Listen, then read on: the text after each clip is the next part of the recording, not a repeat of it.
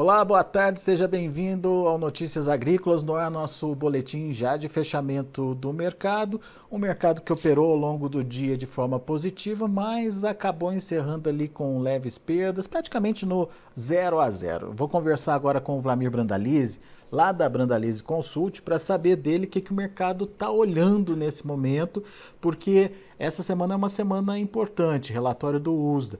Que peso que tem esse relatório para o mercado nesse momento, Vlamir, e por que as cotações elas estavam positivas e acabaram encerrando aí de forma neutra? Seja bem-vindo, meu amigo. Boa tarde, Alex. Boa tarde a todos. Olha, Alex, hoje o dia, a maior parte do pregão ele foi positivo, de 20 a mais de 20 pontos de alta aí nos bons momentos, atrelado aí a condição climática americana que secou e as previsões são de tempo seco aí para 10 a 15 dias em grande parte do meio oeste americano, principalmente do cinturão da soja e milho lá, né? E pela manhã teve a boa notícia aí da China comprando lá 3 navios, né, 196 mil toneladas de soja americana. Isso também animou o começo do dia. E depois, no final, houve uma troca de posições. O mercado financeiro acabou sendo mais forte, né, Alex? Acabou agilizando busca de lucros. E a soja, como no dia anterior ela tinha subido bastante, hoje o pessoal acabou liquidando ela no final e ficou aí próximo do 0 a 0, com busca de lucros diários. Basicamente foi um movimento técnico, não é uma tendência do mercado liquidar, porque os fundamentos não mudaram durante o dia, mas também é um antevéspera do relatório do USDA, né, que é na sexta-feira, o pessoal também se protegendo, né, não sabe se o USDA vai manter número, vai reduzir safra, tem muita expectativa no que vem aí, que é um relatório de agosto. Geralmente é um relatório que usa como conservador, ele muda pouco a projeção da safra. Mas como ele já vem com 4, 5 semanas de problemas de clima não regular, existe uma corrente lá dos analistas, dos grandes investidores, que acredita que o USDA teria que reduzir a safra para uma faixa de 120 milhões de toneladas e não 122 milhões e pouco, que foi o mês passado. Já tem outros que não, o USDA vai vir conservador e tem até uns mais pessimistas acreditando que o USDA possa até aumentar a safra americana nessa produção. Por isso que fica essa dança das cadeiras, né? Então, o mercado acabou liquidando, amanhã é véspera do relatório, sexta-feira tem relatório, e até que se define esse número, o mercado ainda não consolida uma base específica, mas ele está bem tranquilo, né, Alex? Acima de 14 dólares aí nas posições, ele conseguiu se firmar em números bastante interessantes aí em função do quadro climático mesmo, né? Essa é a realidade do momento, né? E o quadro lá não está bom, né? Ô Vlamir, então se o USDA chega na sexta-feira e confirma essa perda de potencial produtivo nas lavouras lá, daí o viés de alta se consolida, então, dá para dizer isso? Isso, exatamente. Se o USDA confirmar que vem alguma perda na safra, já consolidando agora em agosto, ele já dá um fôlego aí para o mercado trabalhar tecnicamente até uns 30, 50 pontos acima do que está hoje.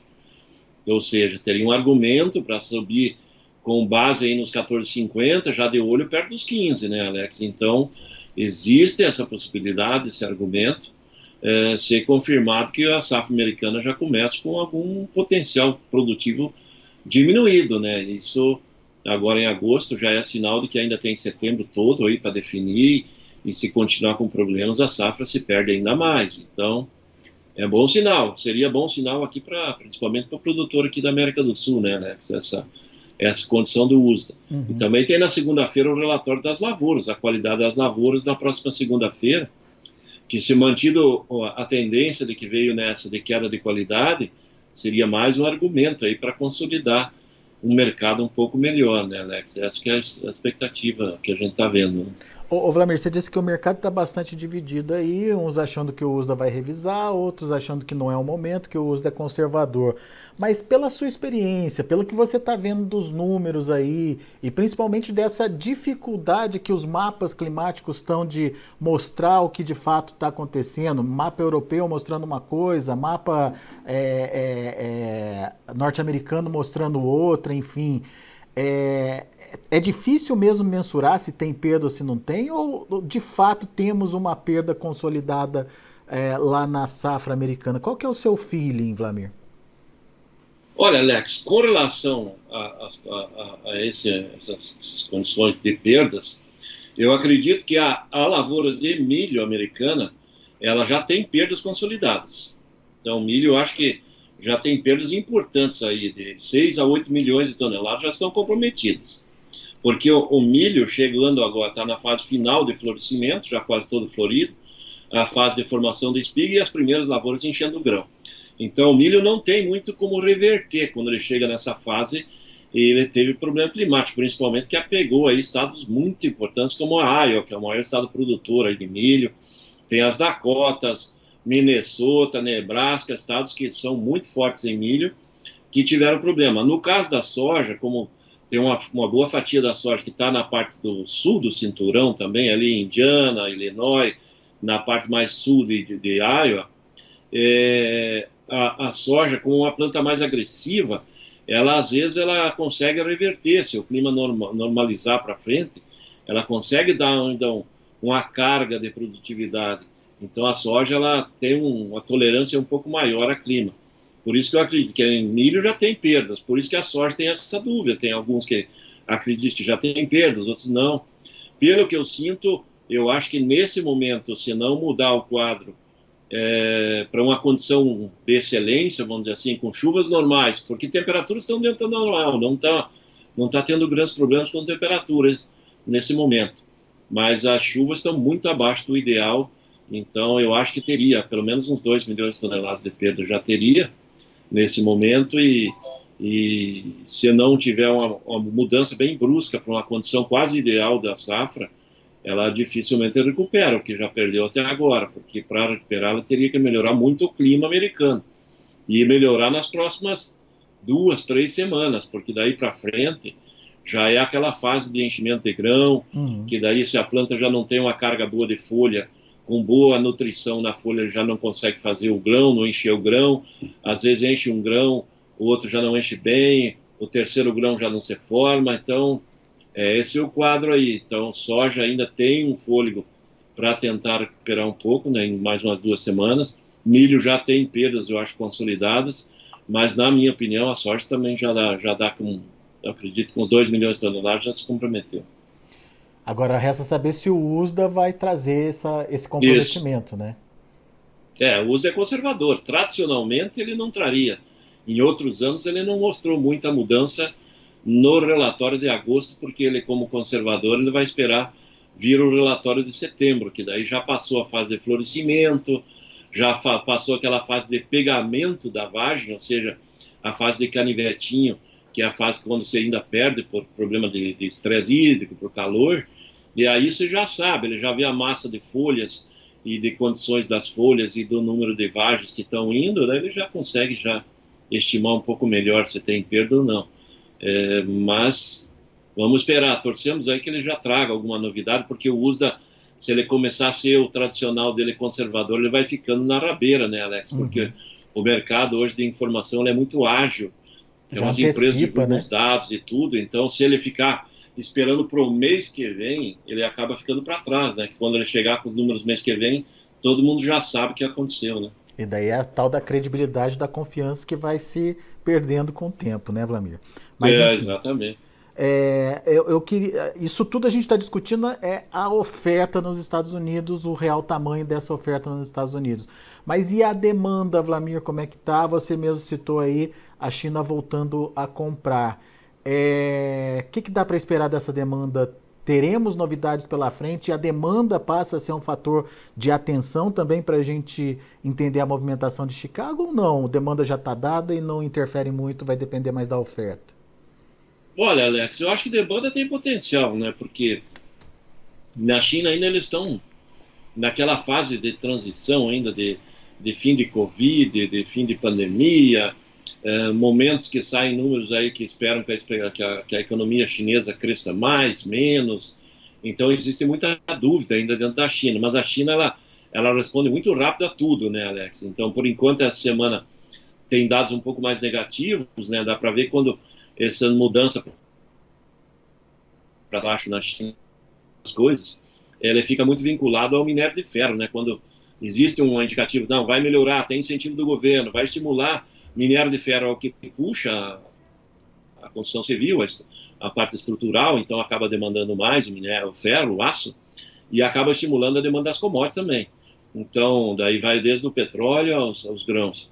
E nesse momento nós estamos numa fase meio de transição na China, ainda não está definido, mas a China comprou hoje, é sinal que eles não deram muita atenção àquela visita da Nancy Pelosi a semana que vem, a semana passada, né, Alex, lá em Taiwan.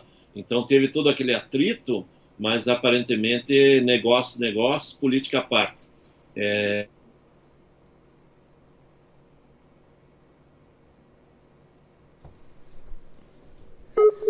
A gente que ocorrem nos Estados Unidos são menores, né, Alex? E a época agora nós estamos no último mês comercial dos Estados Unidos, né?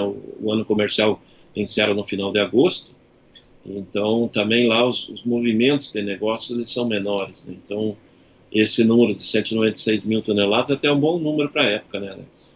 Ô, Vlamir, a gente estava conversando antes de entrar no ar aqui e você contava dos prêmios brasileiros que estão bastante elevados, né? Prêmios recordes aí para a soja brasileira, que no final das contas deixam uma soja muito cara para o chinês também, né? Isso pode, de alguma forma, pelo menos dessa soja imediata, o chinês optar pelos Estados Unidos ou ele vai continuar comprando aqui no Brasil normalmente? Olha, Alex, o prêmio nosso, hoje está perto de 270 pontos, né? $2,70 por bushel aí para a posição setembro. É um prêmio altíssimo, né? Então, esse nível é histórico, né? Esses patamares aí poucas vezes na história aconteceram. Então, acaba ficando mais caro que a soja americana. A soja americana lá, ele conseguiria com um prêmio de 180, 90 centavos a menos por bushel. Então, ficaria mais barata a soja americana. A grande questão que safra americana está na reta final, não tem muito disponível. E a safra nova, ela a partir de novembro, dezembro em diante, que é o embarque. E como os chineses ainda têm muito volume para internalizar até novembro ou dezembro, quando chega a safra americana, eles terão que pagar. Por isso que esses prêmios estão puxando aqui no Brasil, justamente porque tem demanda. Existe a condição lá na Argentina, o produtor argentino está muito desconfiado com relação à situação. Ele está segurando as vendas, até o próprio governo, quando houve a troca da economia dele, lá, lançando um novo pacote de estímulo para o produtor vender no mês de agosto, com a chance dele fazer o fechamento no paralelo deles, lá, não seria no campo paralelo, em que o peso está 630, 625 pesos por dólar, né? Então, aliás, 325, não 600, 300 a 350, mais ou menos, que está hoje o peso por dólar, ele seria estimulante para o produtor, mas aparentemente não está tendo muito efeito, né, Alex? De corrida de vendas lá. O produtor ainda está cauteloso, está desconfiado, a economia argentina vai de mal a pior, e aí o produtor está preferindo ficar com o grão do que acabar vendendo. E também tem a malandragem do próprio governo argentino, que coloca um negócio pelo câmbio do paralelo, mas ele está dando sinal de que o retencione, um imposto de 33 passa no 35. Então, ele dá por uma mão, tira na outra, só que o produtor, a partir de setembro em diante, quando volta ao normal, se ficar com a retenção de 35%, complica mais a vida do produtor ainda do que está, né, Alex? Pois é. Isso o chinês não consegue comprar lá e vem comprar aqui, por isso que dá esse prêmio positivo tão alto aí, né? Agora, tem negócio acontecendo, Vlamir? Porque ao mesmo tempo que tem Chicago em alta, tem prêmio recorde, como você falou, prêmio elevado, como você falou, o dólar tá tomando, não? O dólar está caindo dia a dia, né? A semana foi de queda de dólar, já estamos aí raspando praticamente em cima dos 5, né, por dólar, R$ 5. Isso tem tirado o potencial dos valores em reais aí na Porto, né? Porque se o dólar tivesse acima de 5,20, 5,30, nós estaríamos aí com chance da posição outubro já de lobinho de novo, Alex, R$ 200 na condição de dólar do Chicago, de soja atual. E o que a gente está vendo é soja de 190, 189 no spot em agosto, 192 até no setembro cheio, 195 no outubro, e aquela posição que também tem saído do negócio, de entrega a agosto, recebe janeiro, 197, 198 reais, quando poderia estar pagando acima de 200 já se nós tivéssemos um câmbio um pouco melhor. Mas o câmbio é a lógica da economia, né? Os números que estão saindo da economia brasileira são muito bons, né? Deflação, desacelerando o avanço dos preços, é um fator em cima do outro, desemprego caindo, então os dados oficiais, o superávit das contas públicas está sendo superávit, no caso, não está tendo déficit, então vários fatores acontecendo para o dólar ficar acomodado aqui, e também essa expectativa que os juros americanos não cresçam tanto, né, Alex? Uhum. Então está se apontando lá 0,5% de alta, então acaba não estimulando tanto, né? E a nossa inflação perdendo o ritmo, os juros atuais brasileiros são muito atrativos, né, Alex? Dá uma rentabilidade real muito boa, então esse é um fator que está limitando, é por isso que o mercado, nesses níveis, o setor de negócios, se a gente olhar pela condição de mercado de prêmio, Chicago, poderia estar andando bem mais os negócios. De segunda-feira até hoje, eu acredito que já fechando a quarta-feira, nós não estamos mais que umas 500 mil toneladas de soja negociada no Brasil, que é um número pequeno para a época. O normal seria aí 2 a 3 milhões de toneladas por semana para ser negociado num período agora que nem agosto. E nós vamos para caminhar aí numa semana que vai ficar aí de 600, 700 mil toneladas. A semana passada foi uma semana de pouco mais de 500 mil. E nós vamos fechar a semana tudo indicando ainda que vão ter nós temos hoje perto de 37 milhões de toneladas de soja. É muita soja ainda para negociar. E é essa soja que o chinês está de olho, né?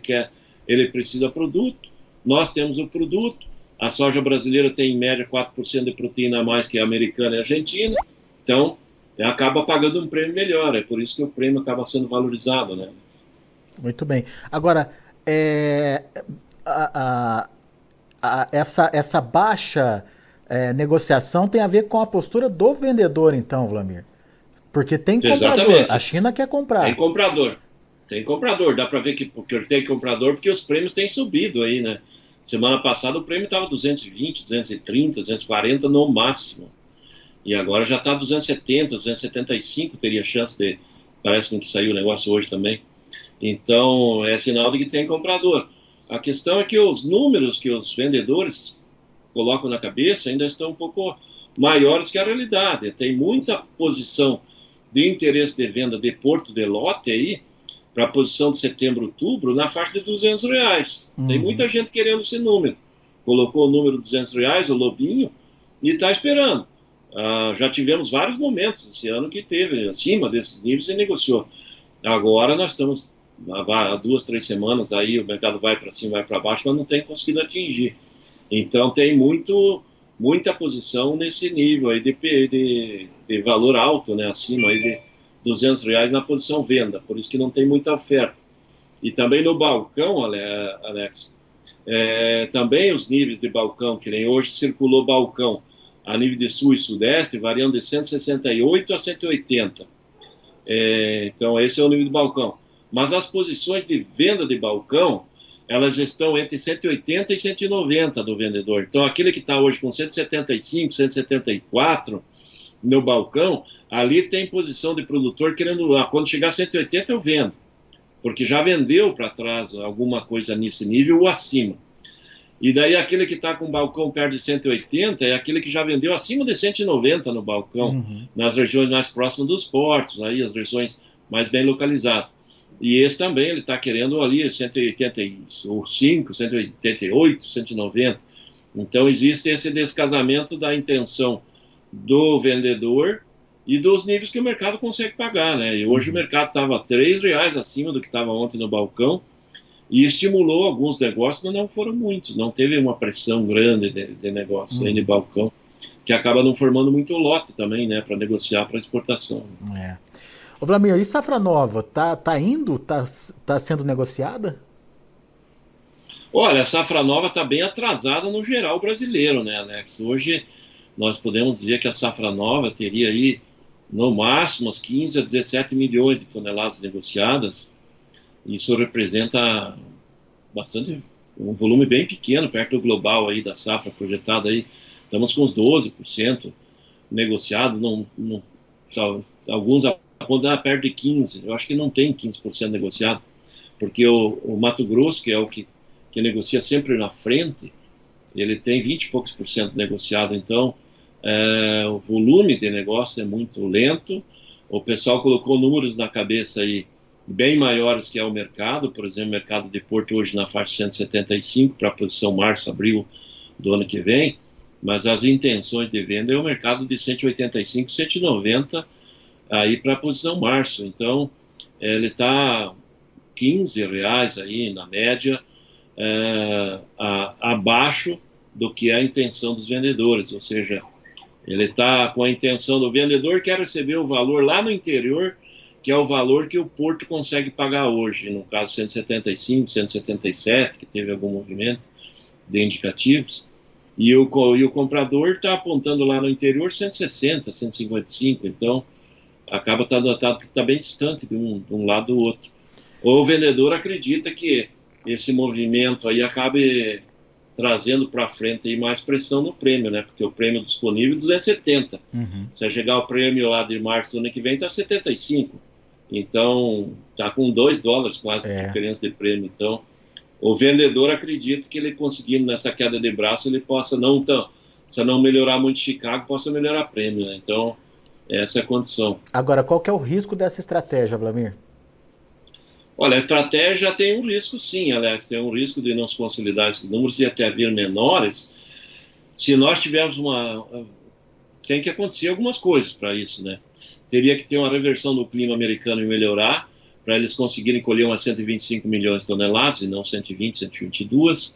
A condição da safra brasileira terá que andar bem, e ir para lá para colher perto de 150 milhões de toneladas, que é o potencial inicial.